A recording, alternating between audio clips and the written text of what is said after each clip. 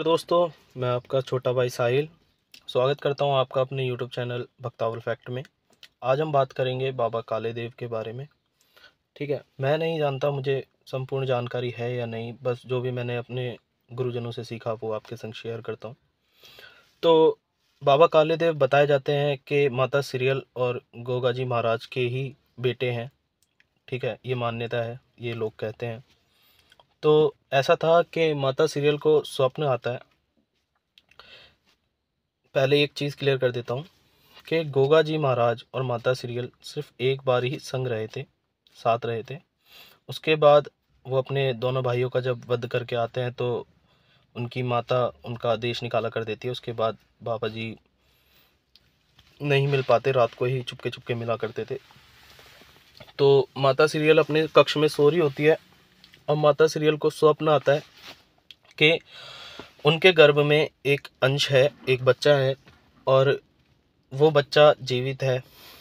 तो माता सिरियल को जब ये स्वप्न में पता चलता है तो वो घबरा जाती हैं और रोने लगती हैं और गोरखनाथ जी को याद करती हैं और रोती रहती हैं। तो ये सब देख के वो बच्चा गर्भ से बोलता है कि हे माता, तू रो मत, मैं अपनी माता के आंचल पे दाग नहीं लगने दूंगा। क्योंकि माता ये सोच के डरती है कि अगर ये बच्चा इस दुनिया में आ गया तो वो लोगों को क्या जवाब देगी, क्योंकि गोगा जी महाराज तो है नहीं, उनका तो देश निकाला हो रखा है लोगों की नज़र में। वो बात अलग है कि वो रात को मिलने आते थे, पर लोगों की नज़र में तो ये था कि गोगा जी महाराज का देश निकाला है, वो यहाँ आते ही नहीं है। तो माता रोने लगती है और गोरख जी महाराज को याद करती है। तो गर्भ से आवाज़ आती है कि हे माता, तू रो मत, मैं तेरे आंचल पे दाग नहीं लगने दूंगा। तू रो मत, मैं अपनी माँ के आंचल पे दाग नहीं आने दूंगा। इतना कहते ही वो बच्चा, वो गर्भ गिर जाता है और वो गिरता है कजरी वन के अंदर। और माता सिरियल की जब आँख खुलती है तो उन्हें पता चलता है कि सच में गर्भ गिर चुका है, ये सब कुछ सच में हो रहा था। जब वो गर्भ गिरता है कजरी वन के अंदर तो कजरी वन के अंदर आग लग जाती है, सब कुछ बंजर हो जाता है, सब कुछ राख हो जाता है, इतनी भयंकर आग लगती है। तो जब सब कुछ खत्म हो जाता है, आग लग जाती है बहुत गंदी और सब खत्म हो जाता है, तो माता वन की कालका उत्पन्न होती है।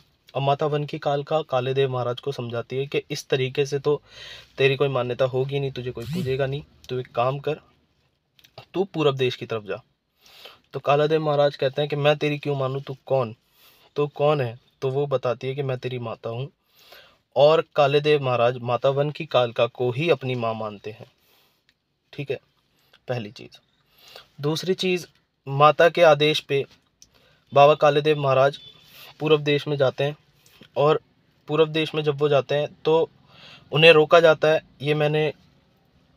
जब उन्हें रोका जाता है तो उन्हें एक भगत के द्वारा रोका जाता है। एक भगत था, मैंने सुना है, वो भगत का नाम तुलसिया खरीस नाम होता है। और सर्वप्रथम वो उन्हीं के शीश पे खेलते हैं, उन्हें अपना गुरु मानते हैं।